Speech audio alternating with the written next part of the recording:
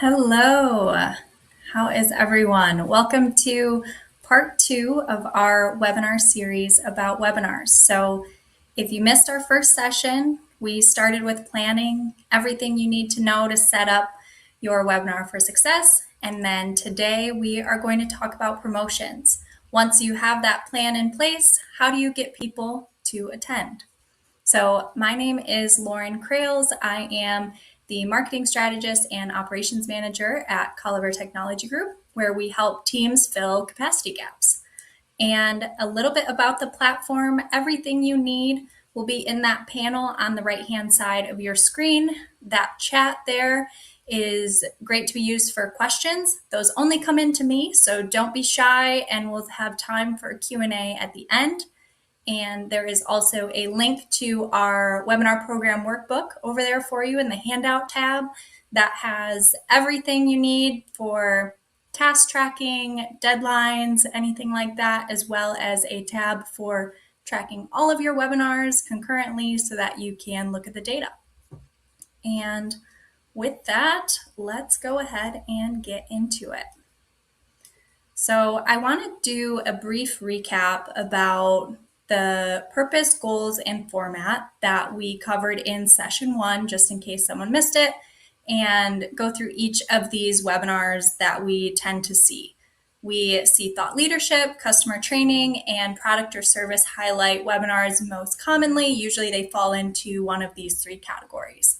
And the reason why I want to call this out is because these different types of webinars have different strategies and different goals that you are working towards, which ultimately will shape your promotional copy and likely your strategy as well. So with the thought leadership webinars, you're looking at volume, just a reminder. So you're usually talking about an industry trend or headlines, and you're appealing to prospects and customers. So this will be a little bit more of a broader promotion strategy.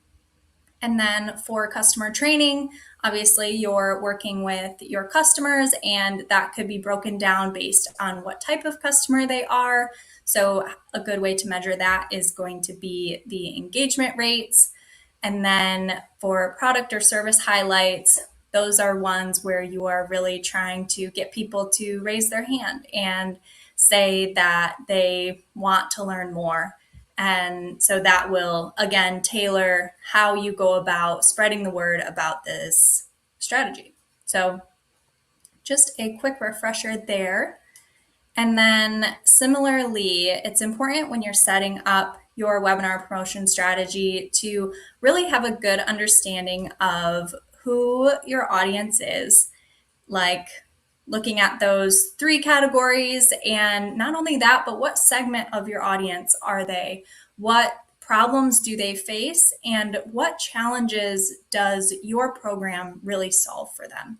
Because if you don't understand that when you're setting up your strategy, it's really hard to articulate why someone should attend. And it's super helpful if you can share what outcomes they can expect. Because I don't know about you, but if I don't know why I would attend something, it can be hard to make time for it on my calendar. And so just making sure that you have these things outlined, whether it's in the planning section or kind of an in-between step once you're getting ready to start your promotional strategy, outlining these questions and having them clear for everyone who's going to be working on the project is going to ensure a higher level of success. And with that, I wanted to see with this group here what their relationship is with webinars right now. So we just have a couple people tuned in live, but a poll should have popped up on your right-hand side there on what best describes your relationship with webinars right now. Do you rely on them regularly? Have you used them occasionally? Have you considered them but haven't started yet? Or are they not quite part of your plan? And so I will share those results here. It looks like we're about a 50-50 split between people who use them occasionally and people who have considered them but haven't quite started yet. So that is great. That's good to know. And I think that you guys will have some great questions for me at the end of how you can either use them more frequently or get started using them as well. When you start to look at your promotions, these are going to be the top channels that you're going to focus on, especially with digital marketing and depending on what type of product or service you're promoting and where your audience is. So it really brings you back to those initial questions of who is your audience, where are they, and what are you doing to help them? So starting with email, we recommend at least 3 weeks in advance. So knowing that some of you haven't done webinars quite yet, just if you were to start and follow exactly what I say without any variance, then I would recommend starting with 3 emails, starting 3 weeks prior to your event, and then send one 2 weeks prior to your event and 1 week prior to event. Of course, this is just a great baseline that you can start with and then start to tailor that once you're tracking and seeing what performs. And like I mentioned in session 1, you track things and there's a way to do it so that you know what to change. Once you have a better understanding of what works, varying off of this template will really help you tailor that to your audience. We like to have each of our emails serve a specific purpose because, of course, you could send 3 emails that are pretty similar to your webinar description, and they could be high level, general, come to this event, we're going to talk about XYZ, see you there. And you could do that. Or you could assign a purpose to each of your 3 emails. And that's what we like to do.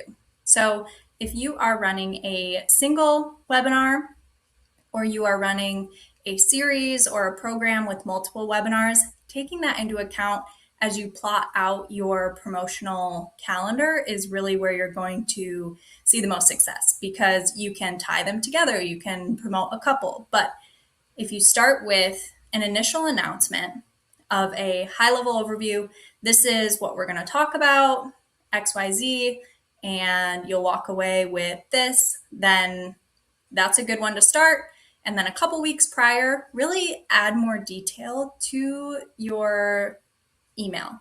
Add a little bit more. Go that next level deeper, which on the flip side of it, you'll be working with your speakers. You'll have a good understanding of the educational content that you are going to include in your webinar. And you can take some of those highlights and even like a did you know statistic. You can throw that in there. Give them a little teaser of what content and what something tangible they'll actually be able to take away from the event.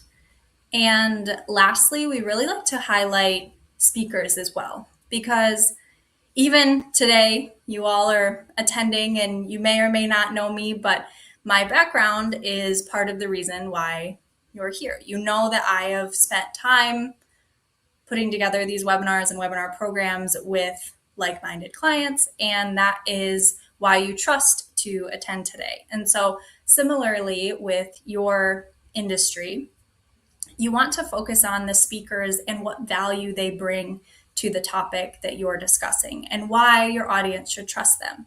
And so that third email, once you're getting closer to the event, is really helpful just to include that and let them know, hey, come hear from this person. They bring XYZ. Ask them questions. They're the expert. And that is something that we've seen be extremely successful as well.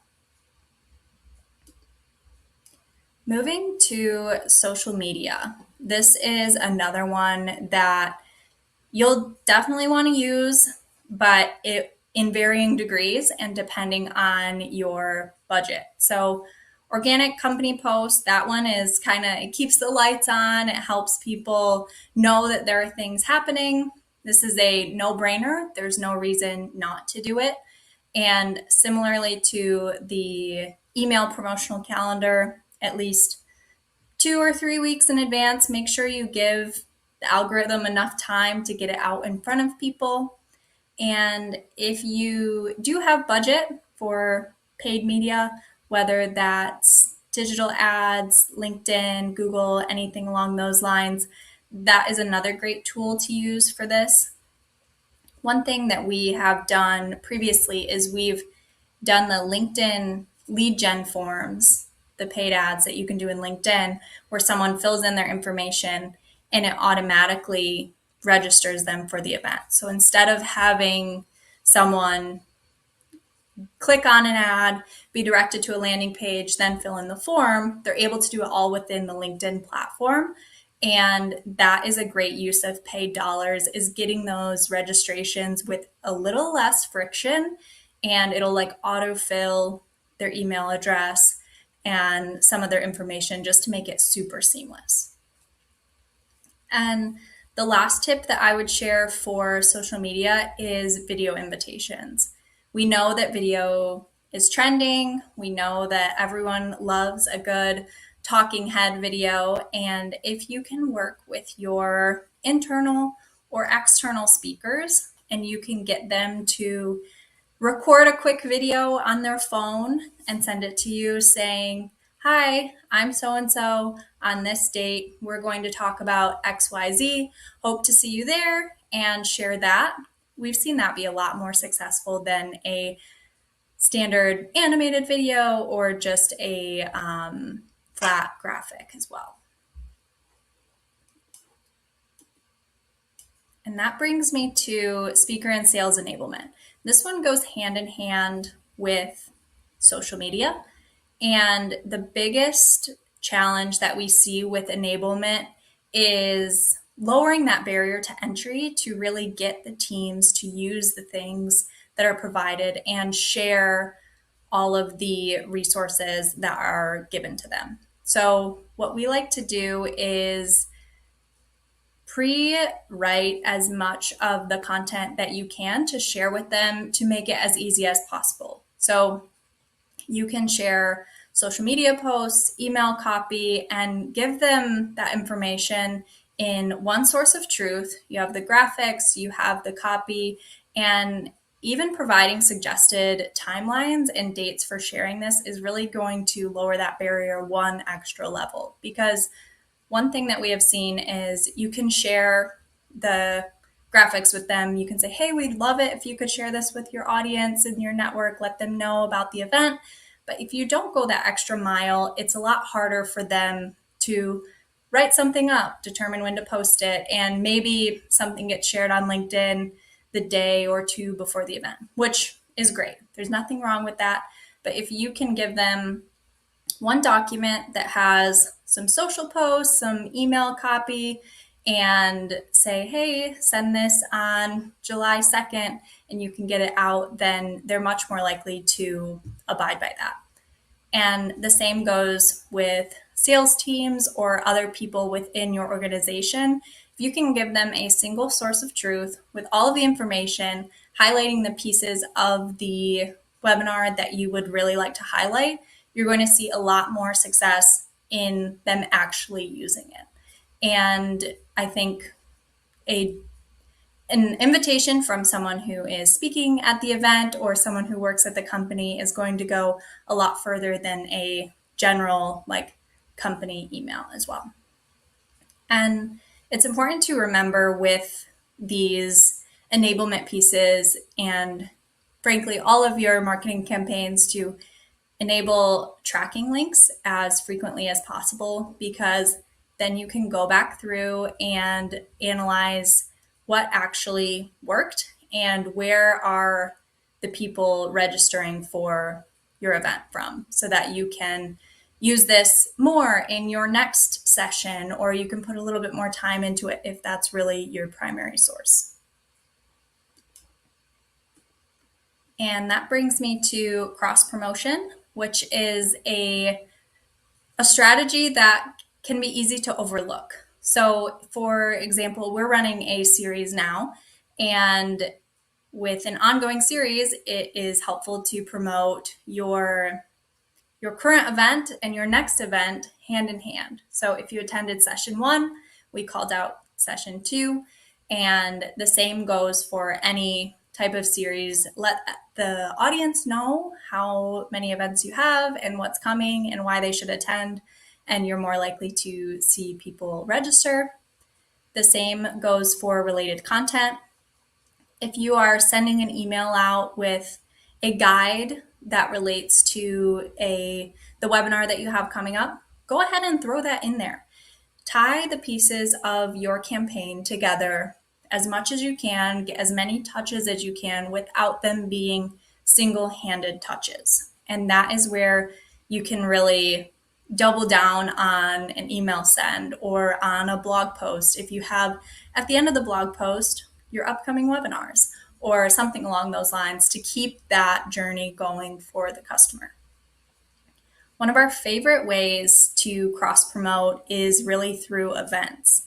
So it's super easy, especially these days with QR codes. You can send your reps to the event with the information about your upcoming webinar.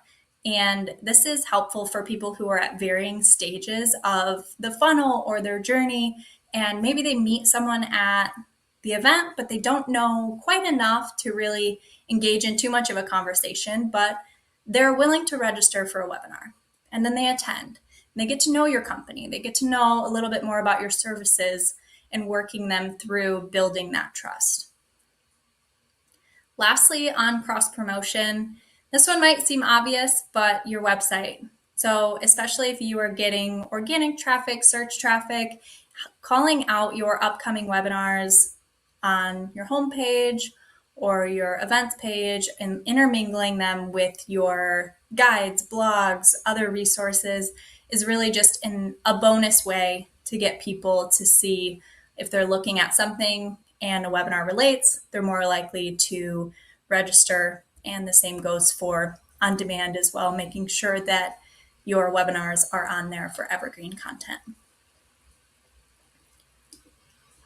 And that brings me to what we have coming up next. So I'm going to follow our own advice, and let's see, I'll move my little video. I don't know if it moved on your guys' side too, but on July 16th, in just a couple of weeks, we're going to take that next step in the webinar strategy, and we're going to talk about presenting webinars with confidence and how to really prepare your speakers, whether they're internal speakers, external speakers, and set them up for success when you are managing the webinar on the back end.